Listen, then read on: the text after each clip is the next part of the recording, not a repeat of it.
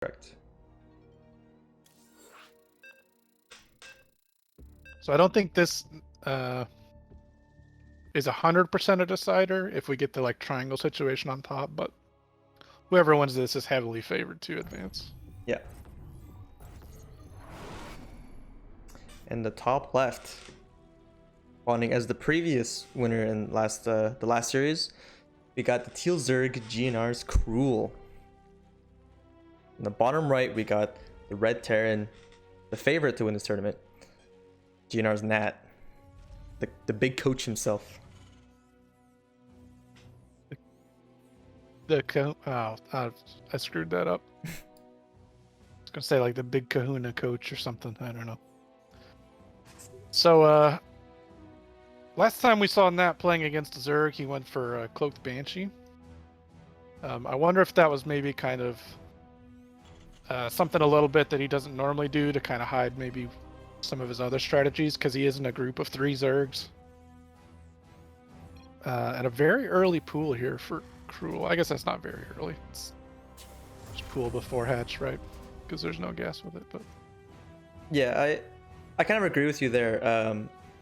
Like Naattt, he kind of is like known for playing the most games in like basically every season, in our team at least. So I mean, I would assume that he just plays like these standard games in the group stages, and then once he gets out of the groups, once he faces someone who's like really difficult to play against, then he'll pull out the weird builds. But he's been doing the same thing for basically every game so far. So I wouldn't really expect anything different right now. he also has more like build variety than probably anyone else in the clan that I'm familiar with. You know, he has just a litany of different possible openers with each race, basically. And that's probably down to playing 8 million games per season. Helps with that, but I feel like most other people have like 1 or 2 standard styles and 1 or 2 cheeses in their pocket. But Natt's got like 8 different types of cheeses in his pocket. He just rotates them around. They're all very stinky.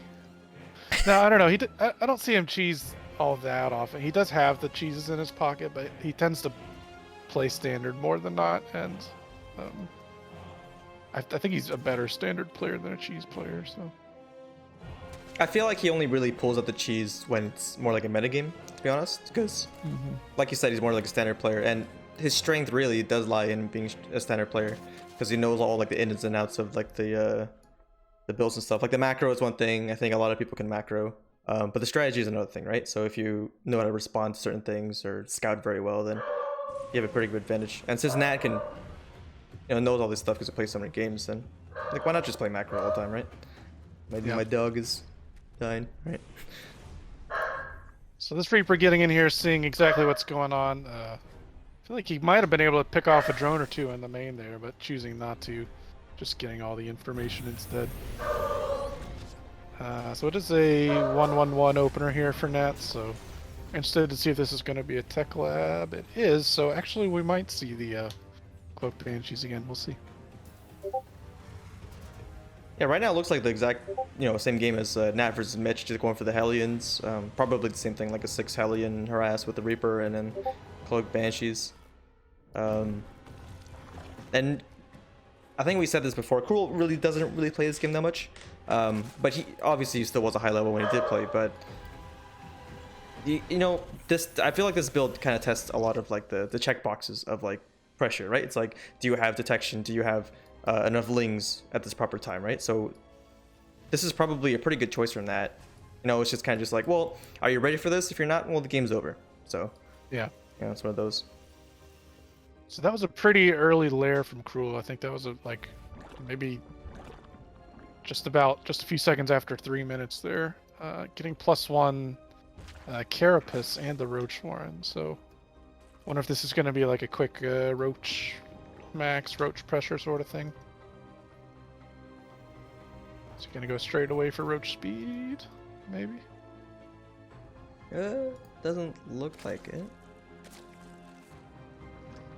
Wondering what the lair timing was for then. It seems a little early. If I had to guess, I think it's Muta, because I think Cruel is a Muta man in like every game. Like I've never not seen him go Muta, but that's just a guess. So I mean, it could be anything. I don't know. So if Cruel was paying attention to his Overlord, he did see a Banshee moving out across the map there. So interested to see if spores are going to go down, and they do start. And he does have at least one Queen in each space, and at least one Spore. So he's in a position not to take too much damage from the Banshee, and he is going to have a few roaches out to try to deal with the Hellions.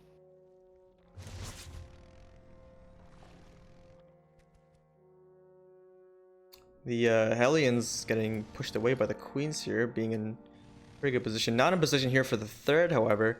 Naattt does also bring the Banshee home for some reason. I'm not sure exactly what he saw. But gets a few drones here. 3 drones, always nice. Does back off though, plays it safe. For now.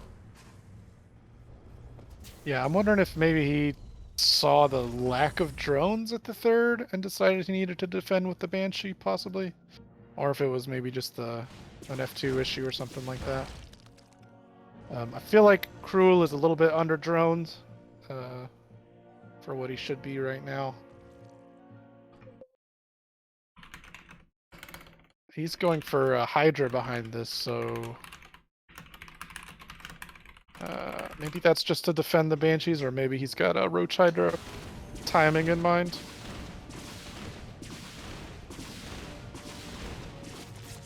Oh, the Hellions moving back into the third. Yeah, they're going to kill the... There's only 2 drones there, but he does get one of them. That 4th base is under a lot of pressure from the Banshees. A pretty good chance that he's going to have to cancel that.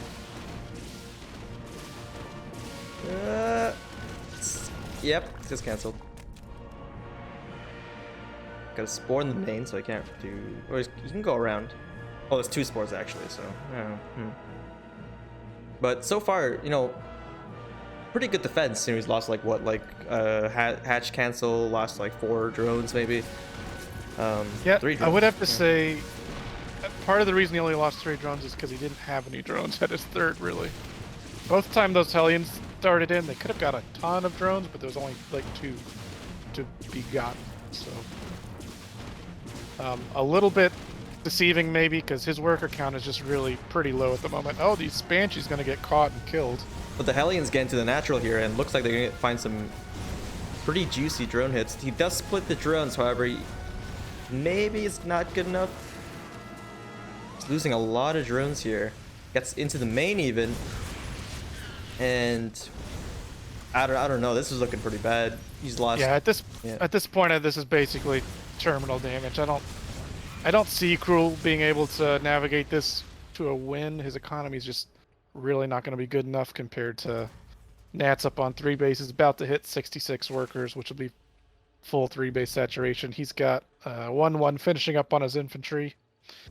He might not push quite yet, but he's going to be set up really well to turn this into a victory. Cruel deciding, well, you know, if Naatt's going to commit to the harass like this, then if I'm behind, I might as well go across the map and attack. And I feel like this is the right move. The real question is, can he really do anything? He is up on army supply, but only by 5 supply. Yeah, with the tank sieged, I can't...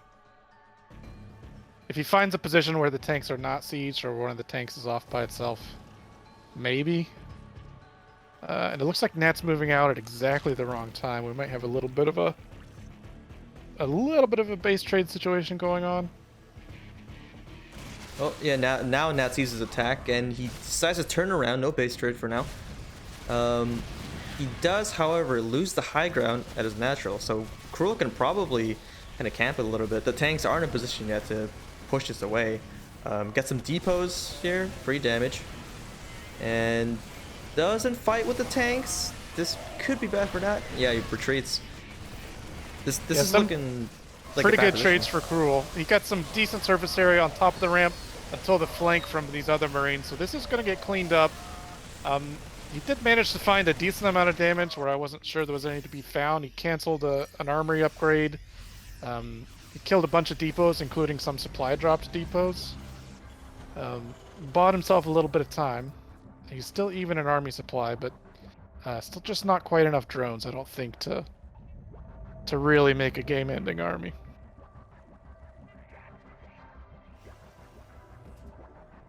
He's basically on 2 base saturation when it comes to drone, but he has 4 bases, so he's finally droning up a little bit more now. But He's still got a lot of catch up to do, so he's just got to stall Naattt here, right? He can't really let him like even push across the map, and it looks like he might be trying to do that. Doesn't see. Actually, what did he see here? Why did he turn around? I guess he just doesn't want to fight here. Naattt is opting to move out on the map here, and Cruel is going to see it with these lings. So he sees that the red is here. He's gonna have to try to defend it. His creep spread, however, is not that great. It's gonna make it really hard to defend this, like even considering, like especially considering that Naatt's army is so much bigger. Yeah, and Cruel doesn't have any splash damage, no banelings, no lurkers, or anything like that. So this amount of Marines is going to be able to get a lot of damage because they're not going to be cleaned up quickly. Tank sieging a little bit late. We got a decent surround. Roach is managing to focus down several tanks there, but the Marines doing their job, pushing that army back. The tank's leapfrogging forward now. Naattt does have a 2-2 over 1-1 advantage. This fight's still going on. These tanks taking a pretty forward position, and yeah, that is going to do it for Naattt there.